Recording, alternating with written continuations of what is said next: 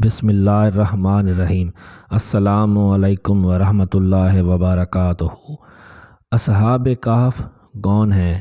آج سے تقریباً 2000 سال پہلے ملک روم کے شہر افسوس میں ایک ظالم بادشاہ دقیانوس کی حکومت تھی۔ جو شخص بتوں کی پوجا نہ کرتا اسے قتل کروا دیتا۔ ایک دن ایمان والوں کے قتل کا منظر دیکھنے کے لیے چند نوجوان آئے۔ اللہ عز و جل نے ان کی آنکھوں سے پردے ہٹا دیے تو انہوں نے دیکھا کہ جس مومن کو بھی قتل کیا جاتا فرشتے آسمان سے اترتے اور اس کی روح کو اپنے ساتھ لے جاتے۔ یہ ایمان افروز منظر دیکھ کر وہ سب نوجوان ایمان لے آئے۔ 3 دن کی مہلت۔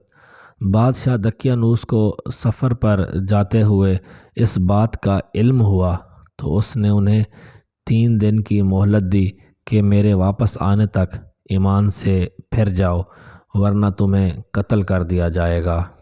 تیسرے دن یہ صاحب ایمان نوجوان کچھ مال لے کر رات کے وقت شہر سے رخصت ہوئے۔ راستے میں انہیں اپنے خاندان کی بکریاں چرانے والا ایک چرواہا ملا جسے انہوں نے اپنا ماجرا بیان کیا اور اسے بھی ایمان کی دعوت دی۔ چرواہے نے ایمان قبول کیا اور ان کے ساتھ شامل ہو گیا۔ چرواہے کا رکھوالی کرنے والا کتا بھی ساتھ ہی چل پڑا۔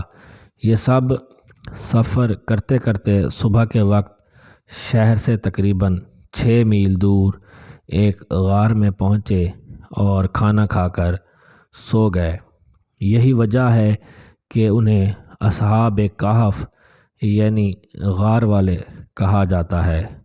غار بند کر دیا۔ بادشاہ دقیانوس کو سفر سے واپسی پر اصحاب کہف کے غار میں پناہ لینے کا پتہ چلا تو اس نے غار کے منہ پر دیوار بنوا دی تاکہ وہ بھوک اور پیاس کی وجہ سے یہیں انتقال کر جائیں اور یہی غار ان کی قبر بن جائے۔ جس حکومتی ملازم کو یہ کام دیا گیا اس نے اصحاب کہف کے نام، تعداد اور ان کا پورا واقعہ عمدہ قسم کے سیسہ یعنی ایک سیاہی مائل نیلے رنگ کی دھات جس سے بندوق کی گولیاں اور چھرے وغیرہ بنائے جاتے ہیں، فیروز اللغات صفحہ 874 سے بنی تختی پر لکھوا دیا اور اسے تانبے کے ایک صندوق میں بند کر کے دیوار کی بنیادوں میں رکھوا دیا۔ اصحاب کہف تقریباً 350 سال تک مکمل سوئے رہے۔ اس دوران کسی بھی آواز کے سبب ایک لمحے کے لیے بھی بیدار نہ ہوئے۔ اس عرصے میں کئی بادشاہ آئے اور گئے یہاں تک کہ ایک نیک دل بادشاہ بیداروس کی حکومت آ گئی۔ اس کے زمانے میں کئی فتنے اٹھے جن میں سے ایک یہ بھی تھا کہ مرنے کے بعد دوبارہ زندہ ہونے اور قیامت آنے کا کچھ لوگ انکار کرنے لگے تھے۔ بیداروس نے یہ حالت دیکھ کر بارگاہ الہی میں فریاد کی، یا اللہ عز و جل کوئی ایسی نشانی ظاہر فرما جس سے لوگوں کو مرنے کے بعد دوبارہ زندہ ہونے اور قیامت آنے کا یقین ہو۔ چنانچہ اللہ عز و جل نے بادشاہ کی دعا کو یوں قبول فرمائی کہ ایک چرواہے نے اپنی بکریوں کے آرام کے لیے اس غار کو چنا اور لوگوں کے ساتھ مل کر غار کے منہ پر بنی دیوار کو گرا دیا۔ دیوار گرتے ہی لوگوں پر ایسی ہیبت طاری ہوئی کہ سب وہاں سے بھاگ کھڑے ہوئے۔ دیوار گرنے کے بعد اصحاب کہف بیدار ہو گئے۔ حالت ایسی تھی جیسے ایک رات سوئے ہوں۔ چہرے تر و تازہ اور کپڑے بالکل صاف ستھرے تھے۔ نیز ان کا کتا غار کے کنارے کلائیاں پھیلائے لیٹا تھا۔ اصحاب کہف صبح کے وقت سوئے تھے اور جب اٹھے تو سورج ڈوبنے میں کچھ وقت باقی تھا۔ انہوں نے نماز ادا کی اور اپنے ساتھی یملیخا کو کھانا لانے کے لیے بھیجا۔ یملیخا ایک تندور والے کی دکان پر گئے اور کھانا خریدنے کے لیے دقیانوسی دور کا سکہ دیا۔ صدیوں پرانا سکہ دیکھ کر بازار والے سمجھے کہ ان کے ہاتھ کوئی پرانا خزانہ آ گیا ہے۔ وہ یملیخا کو حاکم کے پاس لے گئے۔ اس نے پوچھا، خزانہ کہاں ہے؟ یملیخا بولے، یہ خزانہ نہیں، ہمارا اپنا پیسہ ہے۔ حاکم کہنے لگا، یہ کیسے ممکن ہے؟